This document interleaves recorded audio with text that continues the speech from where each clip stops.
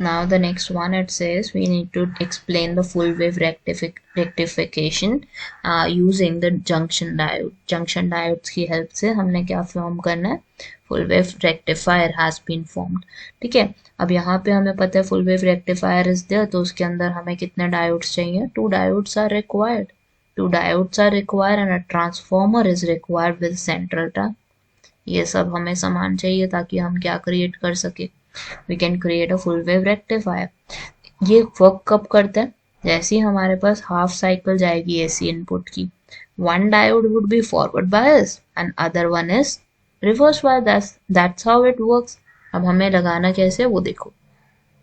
सबसे पहले तो you would create a AC input.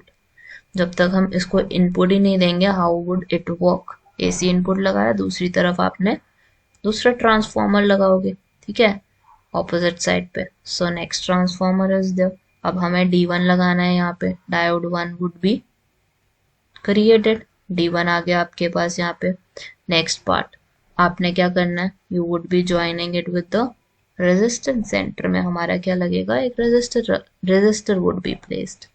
And in the last row आपके पास क्या लगेगा, डायोड 2, क्योंकि एक रिवर्स बायस्ड होगा तो दूसरा हमारा फॉरवर्ड बायस्ड होगा. जैसे ही हमारे पास साइकिल्स आएंगे, D1 is there, D2 is there. Current flows when D1 conducts, current flows when D2 conducts. ठीक है, so that's there. Even half cycle के लिए D1 होगा, odd half cycles के लिए D2 conduct करेगा. So how would you write the working of this one? It would be nothing but writing that suppose for positive half cycle, positive half, और input कैसे बनाओगे आप, let's say you are creating an input like this, एक positive है, next one is negative. So let's say you are let's suppose that positive half of AC input diode D1 is forward biased and D2 is reverse biased. So the current will flow across D1. So first of the line is that positive half cycle is fed किसको, to D1. Positive half cycle has been given to D1 and it becomes forward biased. What it is changing to forward biased, and D2 must be positive गया ना, क्योंकि इसके पास positive जाएगा इसके पास, तो ये क्या बन जाएगा हमारा, it would become, क्योंकि n के साथ positive है तो इसका मतलब क्या हो गया, this is in reverse bias. और अभी positive fed करोगे इसको तो इसके साथ तो P रहेगा, P के साथ पॉजिटिव है, इसका मतलब क्या है, D1 is forward biased and D2 is reverse biased. D2 has been changed to reverse bias.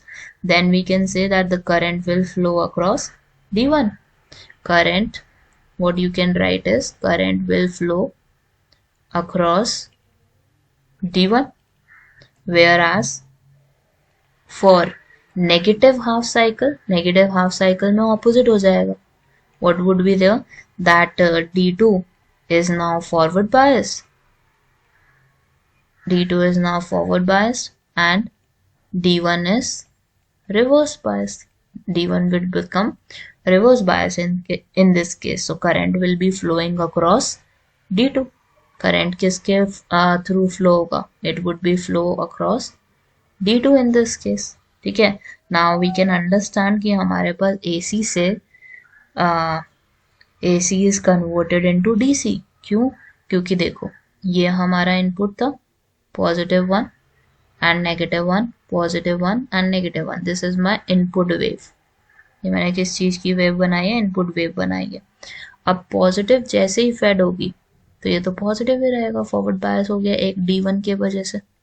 ठीक है, नेक्स्ट वाला नेगेटिव हाफ साइकिल आई तो इसने D2 ने यूटिलाइज कर ली उसको, तो ये पॉजिटिव हो गया हमारा. पॉजिटिव वाला फिर से पॉजिटिव ही रहेगा D1 के लिए और D1 में करंट फ्लो होगा. लास्ट वाला फोर्थ वाला इज रिप्रेजेंटिंग दिस, पॉजिटिव ही हो जाएगा, वो भी फॉरवर्ड बायस हो गया क्योंकि. So current is flowing through D1 first, then D2, then D1, then D2, क्योंकि हमारे साइकिल्स क्या हो रहे हैं, दे आर चेंजिंग, जिसकी वजह से what you can understand is कि हमारा सारी वेव्स का यूटिलाइजेशन हो रहा है, चाहे पॉजिटिव हो चाहे नेगेटिव हो. क्योंकि what is the limitation of half wave, उसमें तो ये होता है ना कि आपके पॉजिटिव साइकिल ही काम आती है, नेगेटिव साइकिल्स का तो कोई रोल ही नहीं है, पॉजिटिव है तो हमारे पास वेव आ जाएगी, देन स्लैश, देन पॉजिटिव है तो फिर वेव आ गई, लास्ट वाले में फिर वेव गई। तो इसमें हमारा यूटिलाइजेशन हो रहा है D1 का भी और D2 का भी। Both from both of them we can have an output.